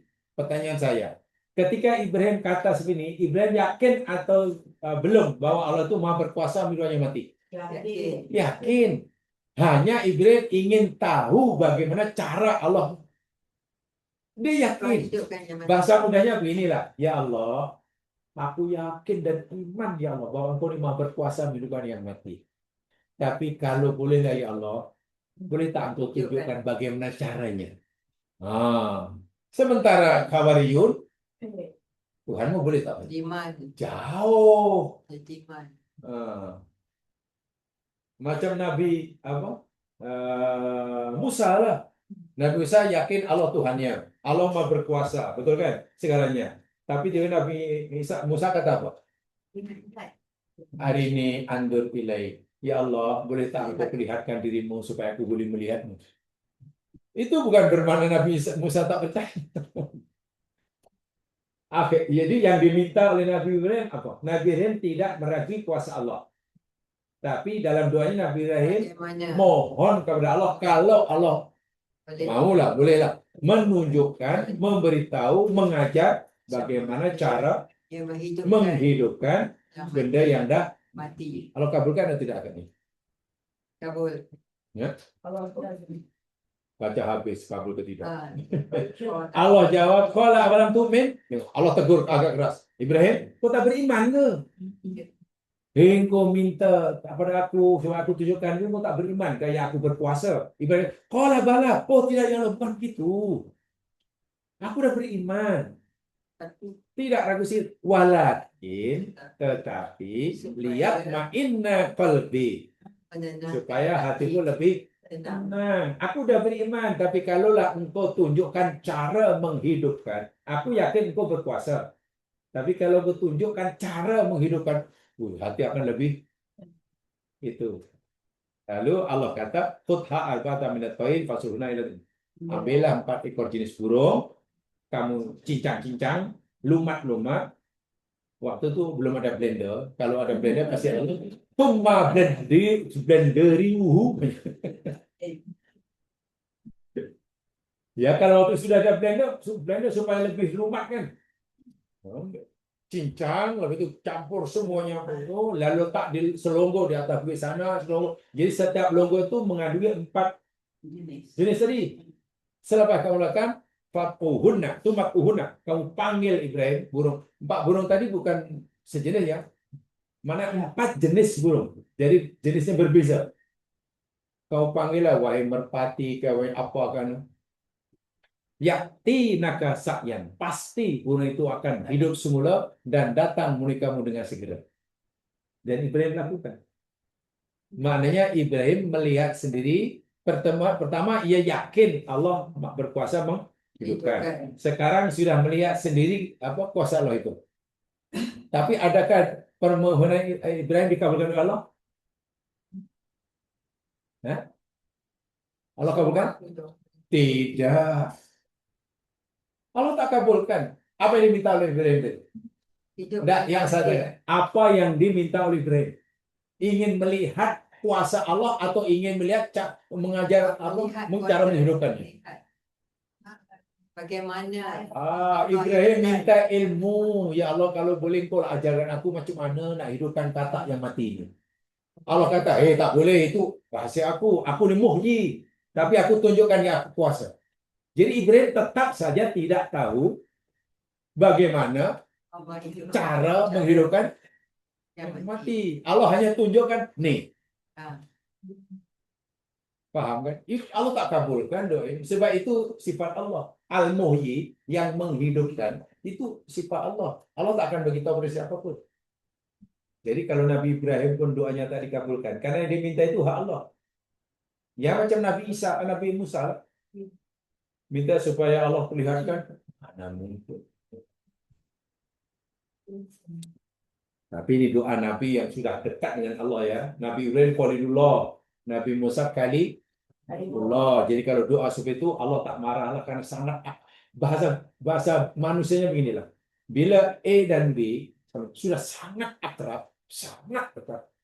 Itu Masya Allah. Mungkin percakapannya hampir-hampir pembita aku yang pelik-pelik. Jadi tak takut menyinggung perasaan karena sudah sangat dekat. Tapi kalau belum rapat biasanya. Jadi karena kita ini belum seakrab dengan Allah, belum seakrab Ibrahim, kita dengan Allah belum seakrab Nabi Musa, ya jangan minta pada Allah macam doa Nabi Musa.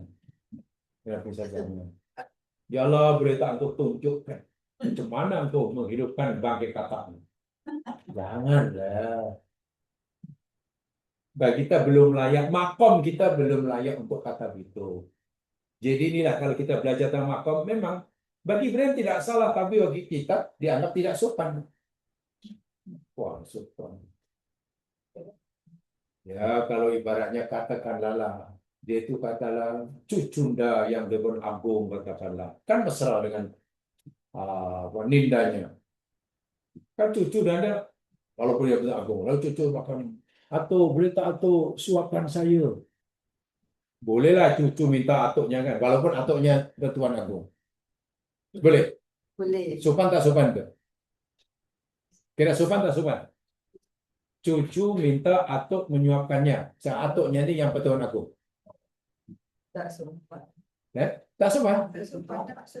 Sopan cucu dengan atuk tidur bersama. Dipeluk cucu. Sekarang kita dengan Agung jaraknya ya Allah bumi langit. Tiba-tiba, pakcik, boleh ambilkan tu nasi Jadi ini bukan masalah hukum, ini masalah adab. Itu yang saya tanda agama ini. Tidak hanya cerita syariat, tidak hanya cerita iman, tapi cerita ihsan. Ihsan itu kaitannya dengan adab. Yaitu orang yang makomnya tinggi dan ya janganlah beradab yang tak sopan dengan Allah. Nabi Ibrahim dikira sopan oleh Allah walaupun minta itu. Nabi Musa nggak sopan. Kita tiba, ya Allah, boleh tak bertanya. Walaupun kita tidak meragukan kuasa Allah. Itu adab itu penting sekali, apalagi adab pada Allah. Namanya ihsan. Jadi kalau kita belajar hanya syariat Islam, jadi Islam kita jadi kaku. Sebab kita hanya bicara boleh tak boleh. Syariah itu kajiannya boleh tak boleh. Gitu kan? Tapi kalau ihsan kaitannya patut ke tak patut. Sopan ke tak sopan. Elok ke tak elok. Tapi kalau yang itu tak dipelajari, akhirnya Islam kita jadi kasar. Jadi kasar. Contoh, orang buat salah. Karena menurut agama itu salah, wah ditegurnya, wah kerasnya luar biasa menegur orang yang salah. Karena tak ada adab. Nabi SAW adabnya sangat tinggi. Ketika melihat sahabat sholatnya tak betul, kan Nabi hanya suruh Solat boleh. balik-balik, sholat balik kan? Kawan, lagi sholat, kamu ada belum sholat. Wajah Nabi tak berubah. Selepas 3 kali orang itu sholatnya dan tetap sholat macam itu, baru Nabi beritahu. Rupanya orang itu tak tahu di mana silapnya. Lalu beri Nabi, bukan Nabi tak berubah. Walaupun menegur kesalahan orang yang salah dalam sholat. Wah, kalau salah dalam sholat mana macam tak sholat kan? Tapi Nabi menegurnya sangat-sangat ramah. Karena Nabi ini berada. Hulukun adim. Sekarang karena menegur kesalahan yang beda fikah pun penegurannya kerasnya luar biasa. Hanya berbeza fahaman fikah, bukan fahaman yang pasti. Fahaman fikah itu mana fahaman pendapat lah. Ya. Itu pun ya Allah, penegurnya kerasnya ya. Daripada satu jamaah dari 2 jamaah. Dari asalnya naik satu bus, akhirnya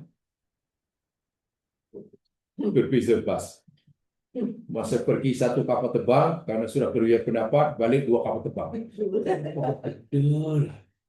Itu karena adab kurang dipelajari. Ihsan belum dikaji. Tak belajar. Jadi kan Islam agama kita ini kan ada Islam, ada iman, ada Islam, ada Ihsan. ihsan. Tak boleh hanya belajar iman akidah semata-mata. Islam belajar hukum hakam aja. Ini boleh, ini tak boleh, ini ada dalil, tak ada dalil. Tapi ihsan tak pernah disentuh. Ya kacau kan. Kemuncaknya ihsan. Kemuncaknya ihsan. Ya mungkin karena bila belajar ihsan ini banyak yang terkena, mungkin menemplak muka kita. Itu akhirnya kita tak nak belajar. Orang belajar ihsan pasti banyak nanti menemplak muka kita. Kita kena semuanya. Dah aku banyak kena. Tapi kalau belajar Islam biasanya kurang. Kurang kena. Sudah ya? Sudah itu aja dahulu. Allahumma. Boleh ya dipahami ya? Bukan Allahumma itu ada 3 dari poinnya. Poinnya ada 3 tadi. Tentang ya kenapa dibuang, saya telah bilang saya juga. Kena betul-betul Tentang revise balik. Allahumma Rabbana, itu juga telah betul. Revise balik. Ingat. Jadi dengan itu akhirnya nanti bila berdoa itu kita dapat doa yang bukan laju ya. Doa ini bukan yang penting laju tak laju, lancar penghayatan. Bahkan kata guru saya dahulu, kalau kamu betul-betul apalagi malam hari doa malam, pastikan setiap kalimat yang keluar mulut kamu itu kamu hayati, kamu masukkan dalam kita. Kata kalau kamu Allahumma, rasakan kenapa kamu sebut Allahumma. Kan Allahumma tadi maknanya kita merasakan yang kita ini la haula wala quwata illa billah. Allahumma rabbana tadi kan kita innalillahi wa inna ilaihi. Jadi betul kita tak punya apa-apa di hadapan Allah, kita lemah apa. Itu dah barulah kita mohon Rabbi firli ampunilah dosaku. Ketika mohon ampunilah dosaku, jangan sambung. Bayangkan jika Allah tak ampunkan dosa kita. Coba. Kita kan hanya minta. Bagaimana jika Allah tak ampunkan? Bayangkan akibat yang akan menimpa kita jika kita gagal mendapatkan pengampunan. Apa akibatnya? Neraka. Bila kita ingat itu, pasti lepas Robbie Philip menangis. Tidak akan sambung selepasnya. Itu boleh dilakukan malam hari. Kalau rame-rame tak boleh. Malam hari seorang-seorang. Jadi Robbie Philip itu berhenti karena membayangkan jika sekiranya gagal mendapatkan pengampunan, dia akan mendapat akibat. Dan akibatnya siksa. Bahkan macam itu boleh sejuk. Rabbi fili warhamni. Cuma Rabbi fili. Rabbi fili amin. Itu kadang-kadang sedih. Betul, terlalu apa ya? Terlalu seremonial. Jadi kalau nak kusuk, biasakan doa seorang-seorang. Asnya malam hari. Nabi pun mengajar kita kan doa ini elok seorang-seorangan. Sebab kalau rame-rame itu ya kurang.